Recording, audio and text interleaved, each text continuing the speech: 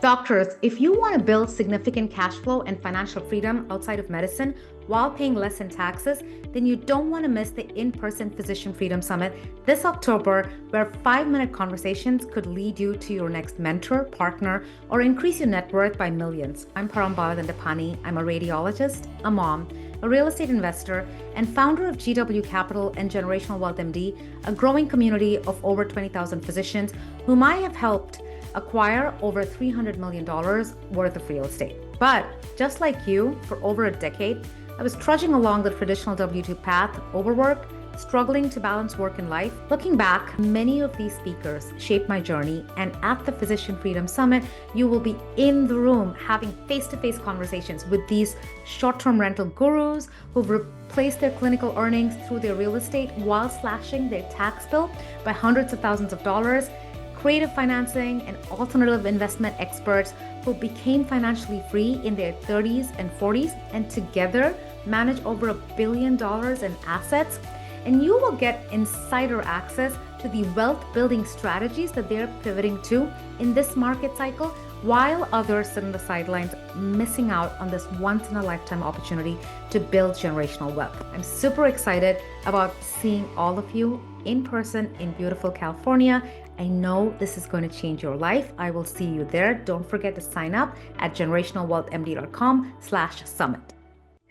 Hey everyone, super excited. Today we're going to be talking about the hidden power of mobile home parks. And we keep talking about diversification and how important it is. Today I have with me Brian Spear. I'm super excited to have him on here. He is founder of Sunrise Capital Investors, a private equity real estate firm managing over $350 million in assets with a focus on mobile home park communities and structured parking facilities. And we're going to be talking about, going to try to answer 3 important questions. First one's going to be why anyone listening should consider expanding into mobile home parks and parking lots, how the risk-reward profile differs from apartments. And then we're going to deep dive into what the upside of longer hold periods is, because that's what Brian does with their funds. They have a longer hold period than we traditionally have in the multifamily space. And then we'll talk about whether this is a good time to buy, because there's a lot going on in the economy, and we want to deep dive into how these niche assets differ in performance from your traditional multifamily apartments, especially in the current economy. And this is a great opportunity to learn from a leading industry expert. Brian, super excited to have you on here. Welcome to Generational Wealth MD's podcast on financial freedom through investing in real estate. My name is Parambala Dandapani. I'm a mom, radiologist, real estate investor, and mentor to others looking to start or scale their real estate portfolios. The goal of this podcast is to provide you with inspiration, strategies, and insight so that you can stop trading your time for money and live life on your terms. If you love the episode, don't forget to subscribe and leave a review. Brian will also be joining us at the Physician Freedom Summit this October in California, where we'll be deep diving into more wealth and tax strategies. And so if you haven't signed up yet, go on to generationalwealthmd.com/summit in lowercase and join us. You can join us in person or virtually, and it is CME eligible, so you should be able to use your CME money towards this. And this is a summit where 5-minute conversations can get you to 7 figures in revenue and completely change the trajectory of your investing journey. I don't want any of you to miss this. But with that said, thank you for being with us today, Brian. No, my pleasure, and thank you for the opportunity. I'm looking forward to trying to add as much value as we possibly can in our short time here together. So, yeah, Brian, we've been talking for a couple of months now, and I've known you for a while. But I was listening to your journey on another podcast, and I thought it was very, very interesting. So before we get started, walk us through your journey, Brian, how you got started and how real estate was a big part of it. Of course. I tend to be very long-winded. I'll try to keep it brief. So, yes, while we're very, very fortunate to say we own mobile home parks all over the country now, we've probably been in maybe 18 states, some version therein. My very first experience was with mobile home parks was when I lived in one when I was 10 years old. My parents got divorced, and my dad moved to Gary, Indiana, which in the 1990s when it was known as the murder capital of the world. And my mom moved to a mobile home park on the south side of Chicago. And that was the beginning for me. So I have a little bit of a different perspective in terms of mobile home park residents, as it were, the old trailer trash, because I was one of those residents, right, when I was growing up. top. And I think it's a different perspective that helped me shape my investment thesis ultimately once I got a little bit further along and wanted to get involved in investments. But from that very early age, I knew that I wanted to try to put my family in a better situation when I was a little bit older, right? When I was my parents' age, I wanted to try to have my family be in a little more solid financial foundation. So just resigned myself to do whatever it took, and I was willing to work extremely hard to do anything in my power to ensure that I was going to set my family up for success. And so at that young age, you ask yourself, how do I get out of this situation, right? Well, I need money. How do I get money? I need a good job. How do I get a good job? I need a good degree. Well, at that point, I don't have any money to go buy a degree. Well, how do I get a degree? I better get some scholarships. So I worked extremely hard academically and athletically. And by the time that I graduated high school, I was ranked fifth in my class. Everybody that graduated above me went to Ivy League schools and the like. And I also worked really hard athletically. So I wasn't tall enough to play basketball, wasn't strong enough to play football, but I taught myself how to switch hit in baseball. You can hit right-handed and left-handed. Got scholarship offers all over the country. Landed at the University of Kentucky, where I played baseball. Was fortunate to be captain of the team, and ended up being one step beneath academic All-American when I was there. I was captain of the team with six big leaguers on it. So look, I wasn't the most talented guy, just worked really, really hard every step of the way, which then set me out into the real world. That's where I earned my business degree. And I just wanted to try to take my early 20s to build piles of cash, all the while knowing I was going to get involved in investments so that I could turn them into streams of income over long periods of time. And then ultimately, as we'd mentioned at the outset, going full circle, mobile home parks were just a natural fit for me. There weren't a lot of people bragging about owning mobile home parks around the water cooler, but obviously I felt that there was a merit in the asset class, knowing that it's the definition of a successful business model. It benefits. It's one of these weird businesses where you have the ability to do well financially while doing good socially. It benefits everybody in the stakeholder chain. So in any event, that's a little background on myself. I'll push pause for clarifying questions. I mean, so a lot of things I could pick on over there that made absolute sense, right? At some point, you don't want to rely on a job. You want to have those additional streams of income, and real estate and investments are always a big part of that. And you have a background in both because you started off in business and then you pivoted to real estate. And so, and that's important with what you do to run it as a business and really optimize along the way. But you talked about mobile home parks, Mhm. as being an asset class, a niche that isn't really talked about too much. So educate us, Brian, when someone Okay. is listening, is a physician or a professional, and they've invested in multifamily apartments. Why do you think it's important for them to? What do you think they should know about investing in mobile home park communities, and why do you think it's important for them to have that, say, Yeah. diversification in their portfolio? Yeah. Noted with thanks. Again, and one of the main things at the outset you said you wanted to answer was why mobile home parks. So, from my perspective, the most simple answer that I can share is by virtue of just explaining and providing feedback on the supply and demand economics in the marketplace. I think it is a given, and if you ask anybody, are we in an affordable housing crisis? Most folks in this country would agree that there's not enough affordable housing, and that's where we sit. We are on the lowest rung of unsubsidized affordable housing in this country. So there is a massive demand for our product, literally insatiable demand for affordable housing. And typically in a capitalist society, as we are, whenever you've got a massive demand for a product, typically as the old Adam Smith's invisible hand would convey, the supply curve, there's more supply that would come online to meet the massive demand for the product. But in our niche, that's not really what we see. That's not what occurs.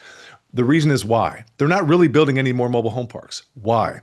There's really two reasons. One, it's the NIMBY syndrome, not in my backyard. So folks typically don't want to live next to a mobile home park. As you can imagine, you and your personal residence, listening to this as you're driving around the country or working out, it's likely you have a single family residence. If you would imagine somebody going and trying to zone a brand new mobile home park immediately next to your personal residence, most folks don't want to live immediately next to a mobile home park out of fear that their property values might decline, amongst other things. And so they typically will go to the zoning meetings and with their torches and pitchforks and try not to let that legislation pass, right, to bring the new affordable housing stock to the marketplace. Secondarily, it actually doesn't pencil from the local municipality's perspective. Even those folks that are inside the municipality who really, really, really want to push forward with affordable housing and bring more affordable housing stock to the community, it's really difficult for them to do it. Why? Because mobile home parks, they're taxed differently than multifamily or any other quote real property. Because mobile homes are taxed as chattel. They literally are driven on to the property on a chassis with wheels. So they're taxed like a car or a truck. So they're taxed like personal property. There's not near as much property tax revenue generated inside of a mobile home park for the municipality. And they got to pay for the fire chief and the police officers and all the different education for 18 years for the public schools, et cetera, et cetera. So literally the government loses money when they approve new mobile home parks. So you've got this unique situation where there's massive demand for affordable housing. There's no new supply coming online, and that leads to what is known as high quality, long-term same store NOI growth over very long periods of time. That's just a fancy way to say better compound interest. Mobile home parks for decades have outperformed other asset classes because of this long-term same store NOI growth, and it's likely to be the case for as far as the eye can see. Green Street is like institutional data provider, and they're only willing to project out a handful of years through 2028 in terms of the new supply of mobile home parks coming online. But as far as the eye can see, there's no new supply of mobile home parks coming online through 2028. That's as far as they're willing to project. But it's unlikely that even beyond that, there's really going to be significant amounts for the reasons that I've outlined here. So it's really just boils down to simple supply and demand economics that make it such a favorable asset class. Yeah, and that's such a valid point, especially in the current economic environment, because in the multifamily space, there are some submarkets where we're seeing, oversupply. And so there's, short-term bumps in the road over there. And so I think it's important for investors to be intentional about the supply-demand dynamics whenever they're investing. What are you seeing in terms of occupancy, on average in the markets that you're invested in for mobile home park communities? Great question. You know, because the demand for the product is so massive, whenever units come available, they're typically snapped up relatively quickly. I would say the only scenarios where you have more vacancy in mobile home parks are really kind of twofold, but it's more often than not mom and pop operational, the old tired landlord aspect. We see a lot of different times folks that have built these mobile home parks 20, 30, 40 years ago. And, they now have paid off the entire loan. There's no debt on the property. They're making hundreds of thousands of dollars in cash flow. They have all the cash flow that they could ever need to do whatever they want with their family. And there's no real reason for them to really add more strife into their life by virtue of raising rents significantly, or if somebody moves out, now I've got to go through the whole rigmarole of turning the unit and going through the whole process. Especially, when they may have grown up in that community. I've got an example of, another property that we used to buy or that we bought many, many moons ago, where literally one of the streets is named after him personally. His dad built the property like 40 years ago, and one of the names of the streets is Steve Street, and Steve now owns the property. He literally grew up in the mobile home park, and now when he goes to raise the rents and all the myriad of things, he's raising the rents on the people that he grew up around. It's a very Right. odd mom and pop style dynamic. So Yeah. oftentimes, you'll find scenarios where folks aren't optimizing the efficiency of operations, and typically it's due to those tired landlords. And Yeah. the other sort of scenario is just the hassle associated with bringing in new homes. Oftentimes, you might buy a property that has maybe 100 lots, some version therein, where there's 90 homes on the property and there's Mhm. 10 vacant lots, as it were.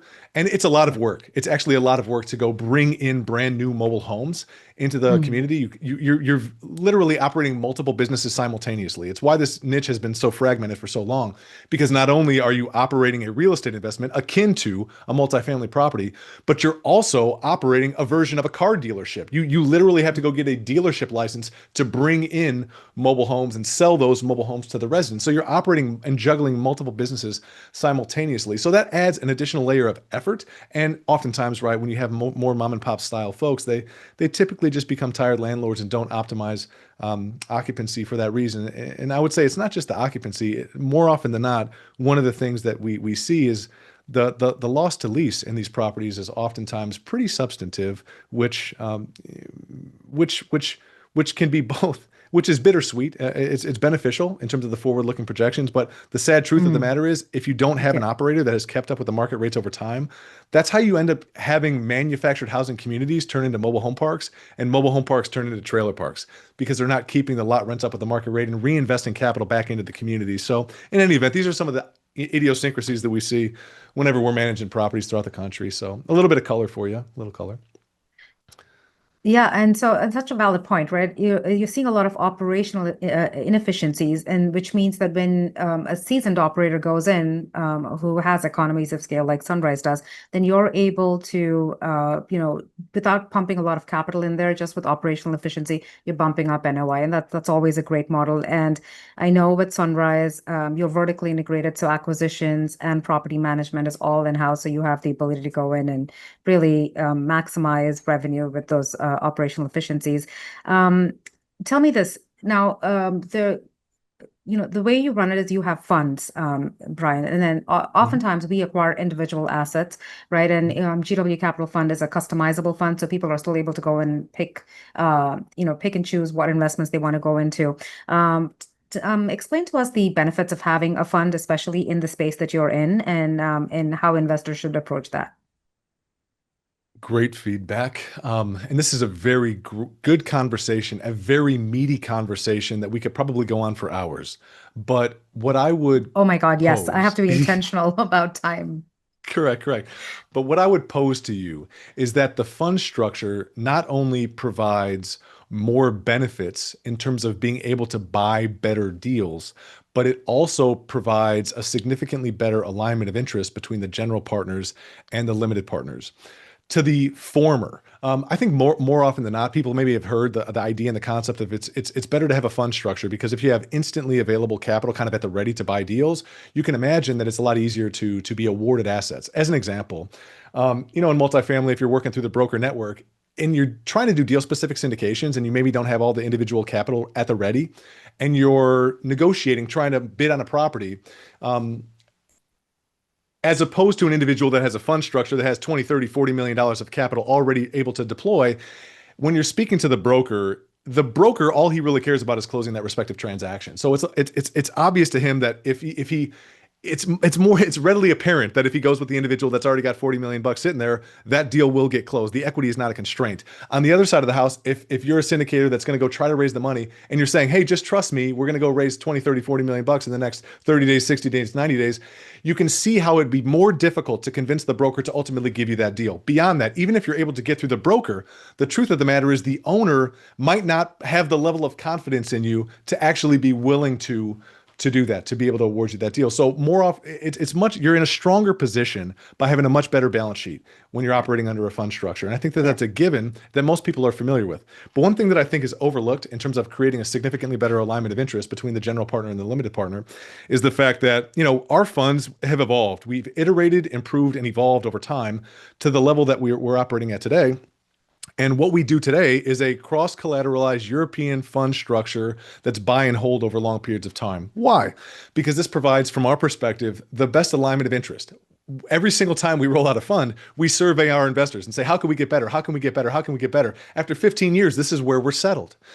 And I will walk you through a real world example of why this does provide a better alignment of interest. If you're interested in learning how to invest in long-term and short-term rentals the right way, so you can accelerate to financial independence with the support of mentorship, community, and vetted investor agents in strong markets across the country, then get on the waitlist for the next cohort of Creating Generational Freedom at generationalwealthmd.com/waitlist in lowercase. You don't have to learn from decades of costly mistakes by yourself. The program is only open for enrollment in the spring and fall each year. In the last 6 months alone, our members have acquired over $60 million of real estate, and more importantly, they're living life and practicing medicine on their terms. You don't have to do it alone.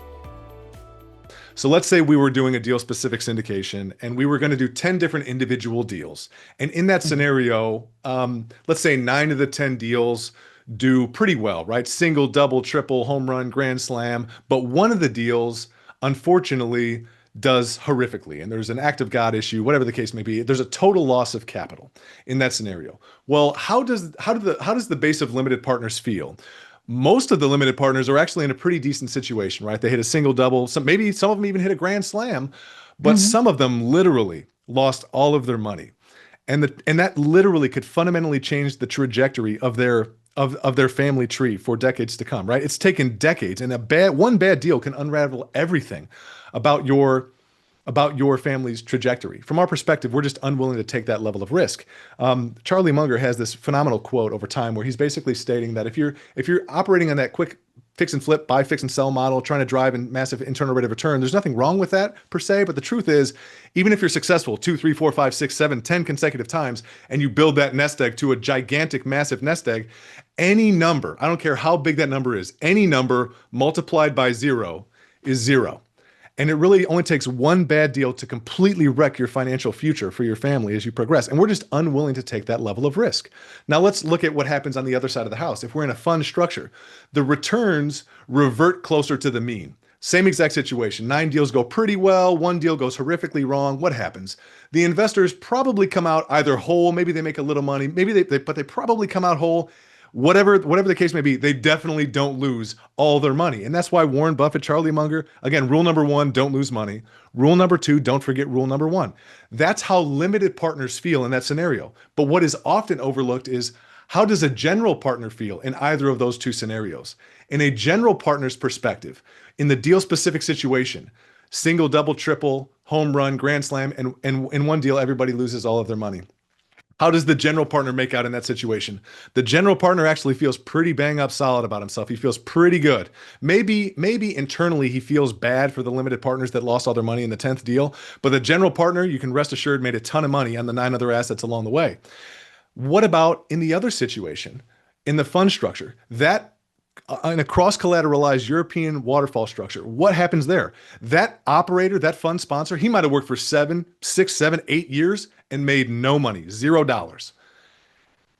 And what that does is it makes you make better management decisions with capital. That's my personal perspective, because it is human nature. If you're incentivized to try to drive risk. In that example, I don't care if you've got the best character in the world and the same guy is managing in both of those structures. He's trying his best to make the best management decisions for his limited partner base. It's human nature to steer towards taking more risk if you're operating on deal specific syndications, because that's where you're incentivized and you're always going to be trying to chase that promote. But if you're really truly trying to be an investor and not a speculator, from my perspective, the only way to do that is to buy and hold assets over long periods of time and truly invest in deals that have exceptional long-term macroeconomic tailwinds. And that's how we've chosen to evolve over time. We've gone full cycle on 15, 16 different mobile home park deals, but we've learned that a better way to actually invest is to do just that: buy, improve, refinance, and hold the assets over very long periods of time. But anyway, that's from my perspective. There's so many reasons why a fund is better than a deal specific syndication, but that's definitely outlines a handful of things that we feel are strongly about as to why it's a better option. Yeah, so great points, Brian. Kind of answered the second part of my question, which was about the longer hold periods, right? And there is a spectrum, and when you have a fund, you're diversifying, you're lowering risk. And the same thing when you have longer hold periods, the returns may be slightly lower because of that long hold period, because the upside is typically in the first few years, but it does lower risk when you have those longer hold periods, and then you decide where you want to be. And so a lot of advantages to having the longer hold period, which is the model that Sunrise has transitioned to over time, is what I understand, correct? Yeah, I would say that that is the case. And maybe the finer point that I would share is that, um, while you can look in a spreadsheet at a pro forma, and one of the things that I share, like anytime we're ever going to provide a pro forma to anybody in an investment, is the only thing that we can guarantee is that this is going to be wrong, right? It's going to be better or worse. It's definitely not going to be accurate. And while the returns in a spreadsheet in a pro forma, maybe on that deal specific syndication model, might project out higher than that which the pro forma projection would be for XYZ property over a 10-year or 15-year horizon, from my perspective, after doing this for a long period of time, the truth of the matter is, in the real world, we don't live in a spreadsheet. And I can guarantee you that there's an exorbitant amount of individuals who've invested in deals that had very lofty deal specific projections over Yeah. the last handful of years that have not seen that come to fruition. And so while I understand logically that in the spreadsheet, the internal rate of return might be higher projected on a deal specific style, I think practically the actual investment of allocating capital into a light value add business model, minimizing downside risk, buying deals with the margin of safety, and actually holding onto them for the very long term, so long as they have high quality long term macroeconomic tailwinds, I would pose to you that Mhm. that is a better way to ultimately build wealth because it's the best, from my perspective, way to generate the best risk adjusted returns. In that buy, fix, and sell Exactly. model, even if it's a better internal rate of return to some degree, you're still getting crushed by the tax man, right? At the end of the day, it's not about what you make, it's about what you keep. And you're taking more risk to get maybe similar returns along the way. From our perspective, we would much prefer to actually invest in phenomenal asset classes over long periods of time and try to keep more of our hard-earned money in our pocket by virtue of mitigating the tax bill to the best of our ability. Yeah, very valid points. But we're always looking at return and risk when we're assessing things, and so being very intentional about that is so important. Now, that brings me to, I guess, the next question, which is your model. You're not just investing in mobile home parks, Brian. You've also included parking lots. So, for anyone listening, just explain to us, what you've seen in terms of the risk return profile for parking lots, how that's different from the other assets we've talked about, and how people should think about it as they think about building their portfolios. Super high level, I would convey that mobile home parks, more of a light value add strategy. Parking assets, I would convey more of a core plus strategy. We love both niches. We've really fancied ourselves to be niche real estate investors because, as the old adage goes, riches in the niches. Become a specialist in something. And when we started buying mobile home parks 15 years ago, it was largely blue ocean. There weren't a lot of people, like I said, bragging about owning mobile home parks around the water cooler. And over time, it's gotten a little bit more consolidated, more people coming in. It still is very fragmented, but there's more players there. But what I'd pose to you is, we're now taking that skill set that we've garnered by virtue of becoming best in class in a niche real estate sector that has not been consolidated and bringing that over into parking when literally I don't know anybody else in the country doing what we're doing. Most people when they look at parking, it's an ancillary line item on a P&L, right? Where it's like there's like an office building or a hotel, and parking might have some parking revenue or parking NOI derived, but it's not like the primary business purpose. And when you view parking as a business in and of itself, it gets extremely compelling. So um, feel like we felt like we are ahead of the game in mobile home parks 15 years ago when we started doing it, and still feel like we're ahead of the game in parking today in the same vein. But simplifying this in the interest of time, um, we operate a growth and income fund. And if I'm going to try to simplify it further, mobile home parks, you have the opportunity to grow the NOI pretty significantly in the first handful of years by virtue of implementing that light value add plan, as I'm mentioning. And then income in the parking side, it's really kind of just income directly out of the gate on those types of assets, more of a core plus style investment that has durable, predictable income over very long periods of time. Real estate's all about location, location, location. And I'd pose that you'd be hard pressed to find a better location than a parking lot, right? Where somebody's literally willing to pay you just for the right to stand on the piece of land that you own. I mean, we literally just bought a deal in our current fund that is 1 block away from Independence Hall, 1 block away from the Liberty Bell, literally right where the Declaration of Independence was signed. So it's been in high demand quite literally for over 250 years. It's likely going to be in high demand for the foreseeable future, right? So in any event, a lot of merits associated with both individual niches and still flying under the radar in terms of being fragmented and not fully consolidated by institutions. Love that. Um, I want to take it back. I know we will have to wrap it up, Brian, and we could go on and on. But as we're wrapping it up, I want to talk about, the economic environment. And there's a lot of uncertainty in the economy right Mhm. now, with interest rates, tariff. Can you tell us a little bit about, these niche assets that you're in? How did they perform, in different economic cycles, just so people can understand, the benefits of adding it to their portfolio? This is so great. So um, I track record personally. So we've been very fortunate inside of our little fund, inside of our little niche. We've got over 30 consecutive quarters of on-time distributions to partners along the way. As you know, there's a lot of different people that have unfortunately had a lot of different adverse effects to their portfolio in the last handful of years when interest rates rose through the moon over just a course of a couple of short years, 7 interest rate increases and the like. And it led to capital calls, right? Paused distributions, sometimes total loss of capital, which is absolutely brutal. And what we try to do is avoid that like the plague, right? It's protect the downside to the best of our ability. We focus first on return of capital before we focus on return on investment. It's a fundamental to who we are and what we do. So part of the reason that we loved mobile home parks way before getting involved is based on those long-term macroeconomic tailwinds that I'm referencing. You can go back over the course of many, many decades prior to us getting involved. They've Mobile home parks have literally outperformed every other real estate sector for quite literally decades. Sam Zell, right? I mean, I'll start with Warren Buffett. He's the biggest player in the mobile home park sector, best investor of all time. He's the biggest manufacturer of mobile homes in the country through Clayton Homes. He's the biggest lender on mobile homes in the country through 21st Mortgage, and he's the second biggest lender on mobile home parks through Berkadia in the country. So massive player of mobile home parks is Warren Buffett, and the best real estate investor of all time, Sam Zell, is a massive proponent of the mobile home park sector, and he's the guy that created the first ever REIT, a mobile home park REIT, Equity Lifestyle. And he had this quote back in the '90s. He said, "Trailer parks are the best real estate investment that has ever existed. They have high barriers to entry." High quality, durable cash flow, and minimal capex, and that is really what's been playing out over time. They throw off what I would consider to be more free cash flow than other niches, than other real estate sectors.